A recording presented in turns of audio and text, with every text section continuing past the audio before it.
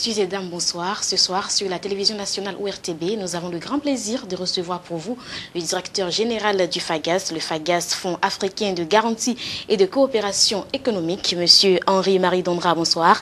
Et merci de nous accorder cet entretien. Qu'est-ce qu'on peut dire pour présenter votre institution?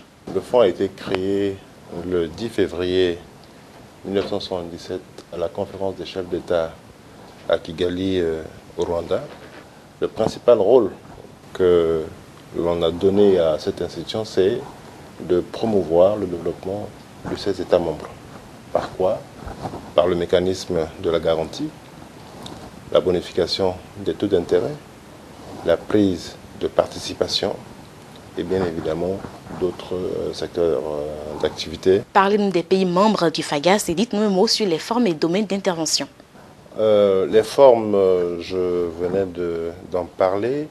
Alors, nous étions 12 États membres effectifs jusqu'au 5 juillet dernier, mais depuis le 6 juillet, nous comptons aujourd'hui 13 États membres avec l'arrivée du Congo.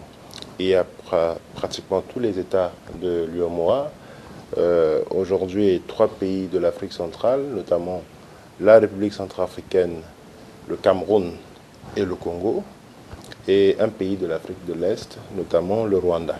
Alors, vous avez bien évidemment dans la zone UEMOA le Togo, le Bénin, la Côte d'Ivoire, le Sénégal, donc tous les pays de l'UEMOA.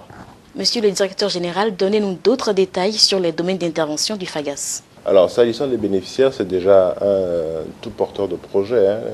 Ça va des États déjà aux promoteurs privés, aux collectivités décentralisées, les collectivités locales, et aussi le secteur parapublic, notamment l'agro-industrie, l'élevage, la pêche, l'hôtellerie, la télécommunication, le tourisme, le commerce, mais sauf tout ce qui est lié à l'achat et à la revente. Le commerce dans le sens où vous apportez de la valeur ajoutée, du moins à votre activité. Donc, en tout cas, si je peux me résumer, aucun secteur d'activité ne nous échappe. Bien sûr, il y a tout ce qui est interdit par la loi. Vraiment, ça, nous ne le faisons pas du tout. Monsieur le directeur général, parlez-nous un tout petit peu des règles et des conditions d'intervention de votre institution. Si aujourd'hui, si vous êtes porteur d'un projet, vous venez voir le FAGAS, eh bien, nous, on essaie un peu d'étudier, d'évaluer le projet avec vous. Et lorsque nous voyons qu'effectivement ce projet est éligible aux interventions du fonds, nous essayons de vous accompagner. S'il s'agit d'un projet en création, nous allons jusqu'à 60% de couverture du risque. Mais si c'est un projet en extension, en développement, nous pouvons aller jusqu'à 80%. Ça, c'est ce qu'il s'agit. Il s'agit là de la garantie qui est la principale activité de notre institution. Concernant maintenant la bonification des taux d'intérêt, nous pouvons aller au-delà du tiers du taux qui a été servi, du moins aux bénéficiaires. Alors aujourd'hui, nous réservons cette technique d'intervention plus aux États membres qu'au secteur privé. Nous allons à présent parler un tout petit peu actualité. Votre institution vient d'abriter donc la 3e session du Conseil ordinaire donc des gouverneurs. Dites-nous quelles sont les grandes résolutions issues donc de ces assises. Les gouverneurs ont décidé de porter le capital du fonds de 100 milliards à 200 milliards de francs CFA. C'est un signal fort pour notre institution et c'est vraiment très important. Cela voudrait dire tout simplement que les gouverneurs ont pris conscience que cet outil d'intégration est très important pour le développement économique et social de nos États membres. Et la seconde décision a porté sur l'adoption de nos états financiers parce que le FAGAS affiche un résultat bénéficiaire pour cette année d'environ 7 milliards de francs CFA. Et en dernier lieu, il y a eu des décisions qui ont porté justement sur l'aménagement, le réaménagement du conseil d'administration qui comptait un certain nombre, je dirais, pléthorique d'administrateurs Donc le Conseil des gouverneurs a pris la décision de revoir à la baisse le nombre des administrateurs au niveau de son conseil, ce qui est tout à fait salutaire parce que regardez autour de vous, au FMI, dans d'autres fonds similaires, le nombre quand même est assez réduit. Par contre, au niveau du fonds, ce n'était pas ça. C'est l'une des mesures que nous avions entreprise depuis 18 mois de revoir pour permettre justement d'alléger les charges de fonctionnement de notre institution. Ce conseil vous a également accordé un nouveau mandat de 4 ans. Sur quoi baserez-vous vos actions pour les 4 prochaines années à venir? À ce niveau précis, nous allons poursuivre notre politique d'ouverture en direction des États de l'Afrique centrale. Parce que comme je l'ai déjà dit à certains de vos confrères, nous comptons au niveau de la zone UEMOA pratiquement tous les pays déjà de cette zone qui ont en communauté déjà la monnaie. Au niveau de la CEMAC, qui a la même monnaie déjà, c'est aussi le franc CFA. Et il nous appartient de poursuivre cette politique d'ouverture afin que nous ayons pratiquement tous les États de la CEMAC. Le Congo vient d'adhérer. Nous espérons que les 3 autres pays qui restent, notamment le Gabon, le Tchad et la Guinée équatoriale, s'ajouteront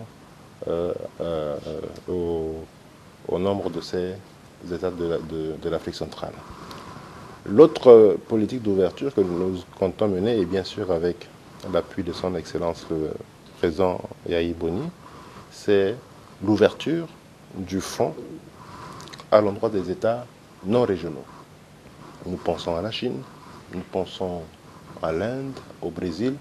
Et vous savez, le passage du président Yahi Boni au niveau de la Banque ouest africaine de développement a permis justement à ce que ces États-là puissent adhérer au niveau de la BOAD. Nous pensons le faire et cela le tient beaucoup à cœur parce que c'est lui-même qui abrite ici le FAGAS. Le FAGAS est ici au niveau du Bénin.